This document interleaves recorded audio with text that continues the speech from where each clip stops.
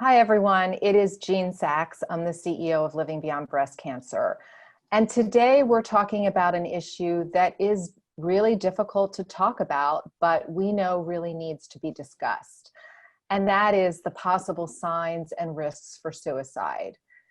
So suicide is among the top 10 causes of death in the United States, and there is an incredible stigma around it. And I think a lot of it is because people are afraid and they just don't understand.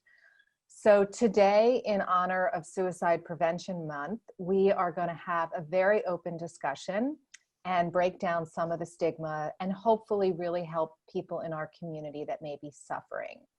So for anyone watching today who might want to reach out and talk to someone directly right away, I want to let you know that I have this number, which is 1-800-273-8255, and that is the National Suicide Prevention Lifeline. You'll also see it on the screen, but if anyone needs help immediately, please consider calling that number. But for now, I'm excited to introduce Dr. Wendy Lichtenthal. She's a psychologist at Memorial Sloan Kettering with a clinical expertise in counseling patients with breast cancer. Welcome. Thank you so much for having me. Really appreciate you being with us this morning. And anyone who would like to read Dr. Lichtenthal's full bio, just go to livingbeyondbreastcancer.org and you can learn more. So we're going to jump right in because we do have a fair number of questions.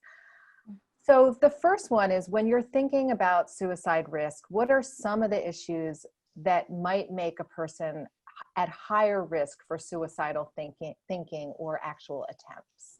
Sure. So there are a number of risk factors that have been well established in the general population. So we'll speak about the general population first. And those include having mental health challenges, particularly depression, having a family history of suicide, previous suicide attempts are a predictor, a history of substance abuse, alcohol abuse, or anything that might increase impulsivity on acting on something. Uncontrolled pain is another one that's really important, and physical illness, which I think is what we're here today to talk about. So those are among the many risk factors, but those are some important ones that people keep in mind. I do want to mention one more, I apologize, which is isolation. And so that's a big one. I'm sure we're going to talk more about that today, particularly in the context of COVID. But that's a big one and something we're really mindful of right now. Yeah, and that's a good point. And it's really great to have some tangible things for people to think about. So let's talk specifically about someone who has been diagnosed with breast cancer. Is their risk different for suicide, or anything specific you want to call out? Sure, that's a great question. So I think when we think about cancer in general, there is a literature pointing to an elevated risk for suicide. But the literature on breast cancer specifically is a little more mixed. There does appear to be some literature pointing to an elevated rate. One study in 2006 found that breast cancer patients were 37% more likely to than the general population of women, 37% more at risk. But again, a mixed literature, and there was a really interesting study done in 2011, a Swiss study that said it's really important in these population studies that we do to look at the nuances, to look at the specific cases and why what actually led to the suicide. And when they took a look at this, they found that really the contributing factor for a couple of the cases was really a mental health history that you couldn't point directly to the breast cancer experience itself. For others, it was advanced disease and learning of a poor prognosis that seemed to be connected to it. And then for others, something that's not talked about as much is physician-assisted suicide. And so when you do an epidemiological study and you look at the rates without that information of even something like physician-assisted suicide, we're missing some information. So that's important to know. That being said, I think we want to be mindful of the vulnerable points along the cancer, breast cancer trajectory, where people should be attentive to the different kinds of psychosocial challenges that patients face. So maybe I can say a little bit more about that. So certainly there's the initial diagnosis, and with that initial diagnosis comes a surge of fear, a threat to potentially a threat to one's life, depending on how they take in that. And that'll depend on what they know about cancer, what has happened maybe in their own family, specifically for breast cancer patients, what they've witnessed, what they've seen. So kind of that can be a vulnerable time. However, the literature on that being a more vulnerable time for breast cancer patients is a little more mixed. Another very difficult time to just be mindful of is, of course, during treatment. But people are often in kind of battle mode, so they're kind of just going. When treatment ends, for those who complete treatment and they're in that post-treatment phase, a lot of stuff can come up. A lot of existential issues can come up. And I think we want to be mindful of how hard those can be, because there's often a should somewhere in there, a should that someone should be grateful, they should feel better, they should be celebrating. And yet, for many women, that's not at all how they feel. And they feel shook by the experience. They feel like perhaps they've gotten that message that life is finite, that there's been a threat, and it should be a wake-up call. And yet reconfiguring their lives can leave them feeling lost. It can also have them taking stock of the life lived and feeling less than satisfied. So there might be some regrets, things like that. And there's anxiety. There is now, so I have this message that maybe I want to change some things, but I'm scared and I don't have a roadmap of what my future looks like. So I don't know how major of a change I want to make. And that can leave people feeling paralyzed. And then when they're feeling paralyzed, they feel like, well, but I should be living. So all of those tensions can be really challenging and really leave someone ultimately feeling more depressed, more dissatisfied. So we want to be mindful of that, those shoulds and that stuckness that those in the post-treatment phase can feel. Yeah, well, thank you for putting both the statistic in perspective, because 37% is an alarming number, and really digging into that. And then also thank you for acknowledging that once treatment ends, I think most people think, oh, now you should be happy and celebrating. But what we see at Living Beyond Breast Cancer is that's often a really, really tough time. And of course, the popular media really loves to celebrate breast cancer survivors, and everybody's running races and feeling happy. So if you are someone that just doesn't, that doesn't resonate with you, you're definitely not alone. So let's get into a little bit more, many people don't know how to recognize suicidal thinking in themselves or others. Mm-hmm. So what might suicidal ideation look like or feel like to someone who has a cancer diagnosis, or to a loved one or a caregiver? Yeah, I think it's important because suicidality and suicidal ideation often does go hand in hand with depression, and signs of depression. Some symptoms of depression have a lot of overlap with cancer symptoms and cancer treatment side effects, that we just be mindful to disentangle the two, or at least recognize their overlap. So fatigue and sleep disturbances, appetite disturbances, those kinds of physical symptoms that are also signs of depression are also side effects that so many women report. So where we look for signs of depression, which again is such a correlate of suicidal ideation, might be more in thinking patterns and emotional symptoms. So are people sad more days than not? Have they lost interest in things that they're normally interested in? Are they having feelings of guilt or worthlessness? And then to your question about the kinds of thoughts that come into one's mind, obviously sometimes it's explicit. I don't want to be here anymore. I feel like I want to kill myself. But sometimes it is more subtle. It can be, I feel like I just want to go to bed and not wake up. I wish it would just all end. I don't want to feel this way anymore. And that is often connected to thoughts that someone can't handle something, that they won't be able to handle something in the future. So the thoughts around I just can't handle it, while not directly connected to suicidality, certainly cause us concern. We want people to feel like they'll be able to handle what comes their way. And hopelessness is another concerning, thoughts of hopelessness, that whatever I feel right now is not going to change. I don't see how it can change. I feel like I've lost meaning in my life. I feel lost. I feel scared. And I can't see beyond this moment. Those are times where we get concerned as well. Mm-hmm. That is so helpful. And again, really concrete. So thank you.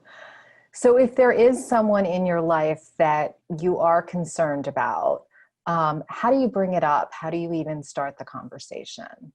Sure. Well, I think pointing to what you've seen, the observations, you talked about signs. So kind of, I've heard you talk about, saying things like, you feel like things aren't going to change. When you hear those kinds of things, when you're speaking to someone, directly calling out what you heard or what you saw to explain where you're coming from is important.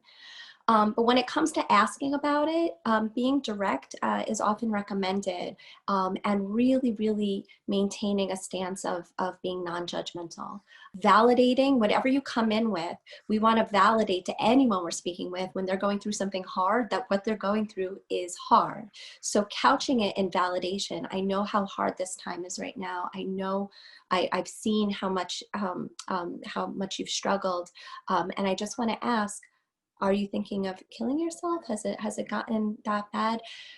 It's important to be direct, because when it's indirect, when you really are concerned in that regard, when it's indirect, or when someone says something like, "You're not thinking of killing yourself, are you?" That's already couched in some judgment, and kind of makes it really hard to say yes. Well, yes, I am. So we want to kind of make it easy for someone to say yes by validating the circumstance, how hard the circumstances are, really maintaining a stance of non-judgment. So not saying, "You're not actually thinking of that, are you?" Of course, which would communicate a judgment, maybe perpetuate shame, and really just saying, has it felt so hard that you've had those kinds of thoughts?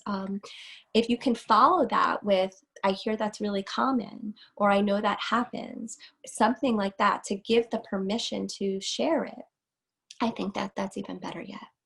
Right. So language is really important. It is, yeah. And if you do discover that someone you love or is struggling, how can you encourage them to get help, or how do you intervene?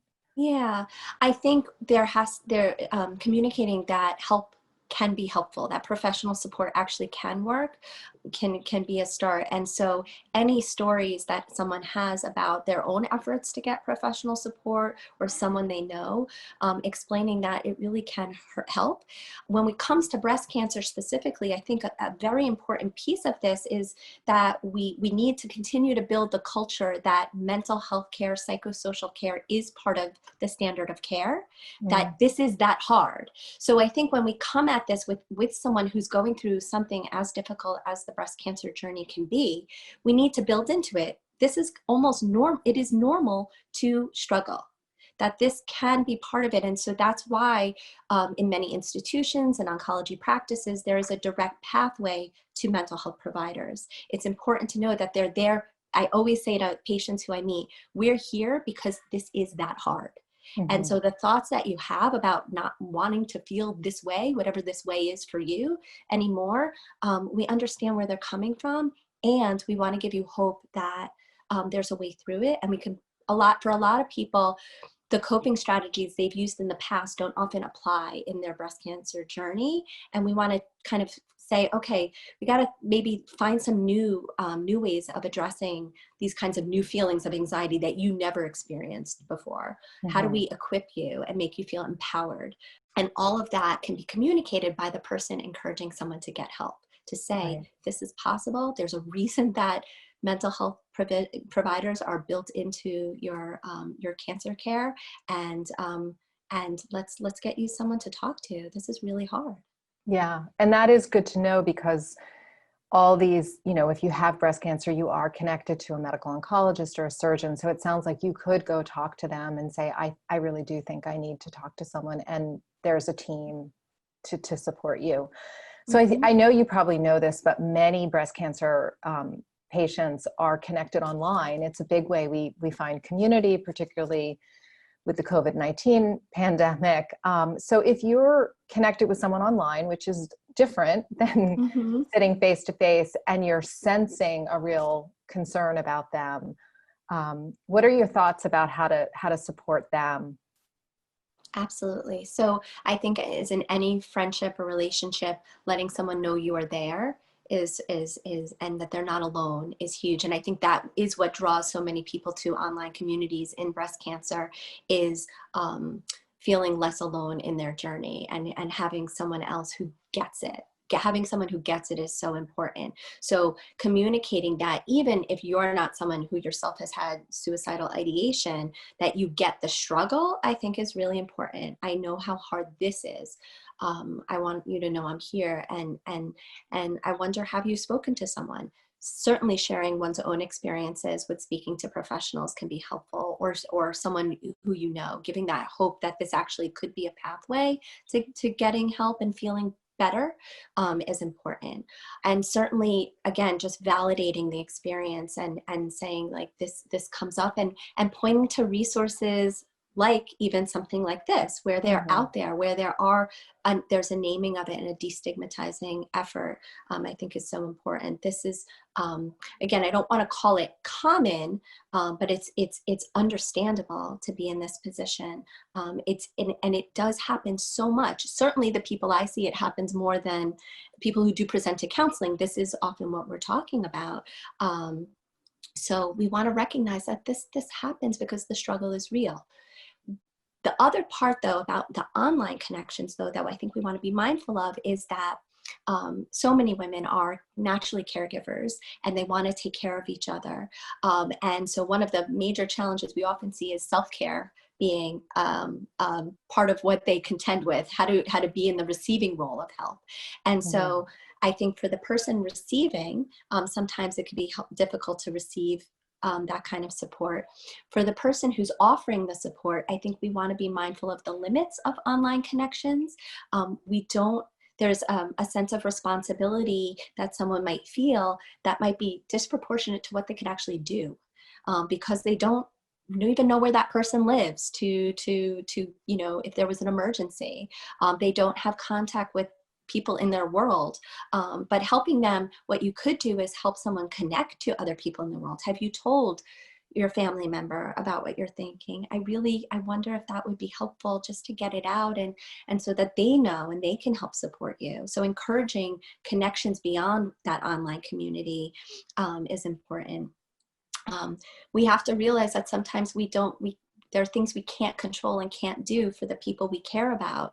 And I think that's one of the challenges of an online relationship, where there are these limits and parameters that challenge how much someone could do. And for us, even as mental health providers, there's sometimes only so much we can do. And we don't want someone leaving a relationship where someone is struggling, or in the event they even do complete suicide, that the online supporter feels like they should have done something else, that they missed something, or that the responsibility or the onus was on them. So that, I think, is just an important caveat to put in there. But there is a lot of support. We're going to talk about resources, and you want to just normalize it and advocate for getting help. This should be a standard of cancer care and the cancer journey experience. Yeah, so as the final question, I'll just combine the last two, which is we would love any resources. Obviously, Living Beyond Breast Cancer can be a resource, but there are others. And then also, because everyone is more isolated now, and you can't sort of do everything that might sort of feed you and rejuvenate you, if you have some tips for what people can do when they're starting to feel depressed or sad, and they can't kind of do what is more natural to them. Absolutely. So I want to advocate for the hotlines that are out there, because one of the things that I talked less about today is also this feeling that people don't want to burden one another. That's another risk factor, when people feel like they're burdening others. And that also stops people sometimes from reaching out or telling someone who cares about them, that they're struggling. So while we want to build up capacity to share it with those in your life, we also want to recognize that sometimes that's not possible, or sometimes something hits in the middle of the night. And there are these hotlines. So there's the National Suicide Prevention Lifeline as a resource.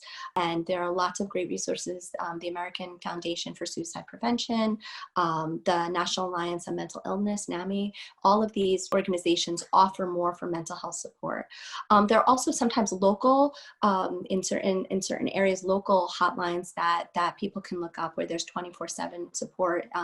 In New York City, for example, there's NYC Well. So you should look for other local, in your area for local provisions for 24/7 crisis management hotlines. Again, in those moments where those darker thoughts are happening, to remind you that these are transient thoughts, they pass, that this moment passes, and to help someone locate more support to build up their coping strength. So I think that's important.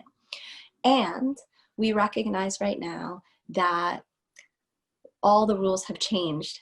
What we often advocate for and what we help those who have gone through breast cancer do is to connect to what matters most to them, to coexist with the struggle that they have, whether it's anxiety or treatment side effects. We want them living meaningfully and engaging in life. And COVID-19 and the pandemic has changed the way we do this, and it has limited it. And of course, for those who are maybe immunocompromised, what they feel comfortable doing, even as sometimes people are kind of phasing more into life, they don't feel comfortable doing that, and they're at higher risk. So the challenges continue, and we're now in a marathon mode. So we want to really be creative in thinking about how to stay connected. That connectivity to others is huge. So scheduling times with friends and family. And, you know, I spoke to someone the other day who had literally made a spreadsheet and tracked, this is one way of doing it, but tracked when the last time they reached out to someone was, because, you know, they were having trouble remembering, and it just put a list there, something for them to make the outreach. Often, we know that patients are disappointed when others aren't checking in on them and reaching out.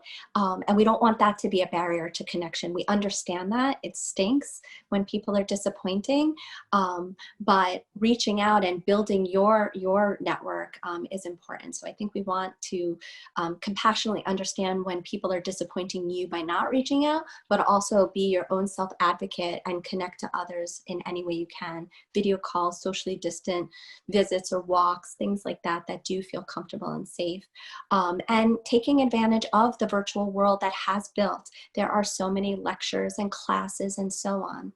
We always say that while you cannot control what happens to you, you can choose how you respond.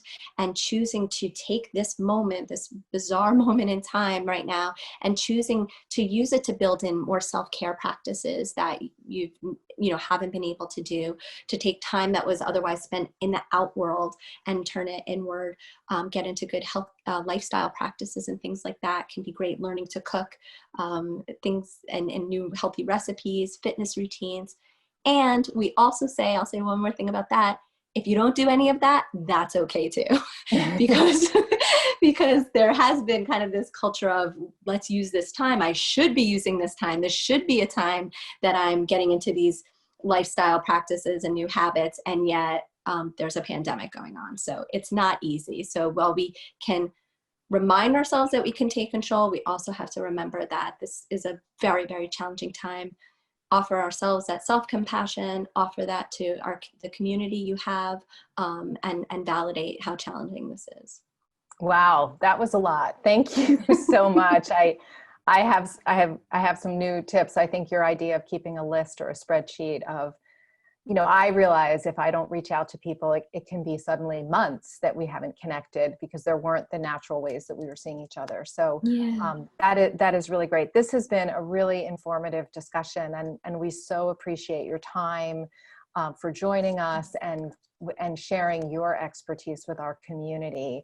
I just want to remind everyone that this national helpline, which is the National Suicide Prevention Lifeline, which is 1-800-273-8255. We'll also make sure it's posted on our website. But thank you so much, Dr. Lichtenthal, for joining us and for all you're doing to help the cancer community.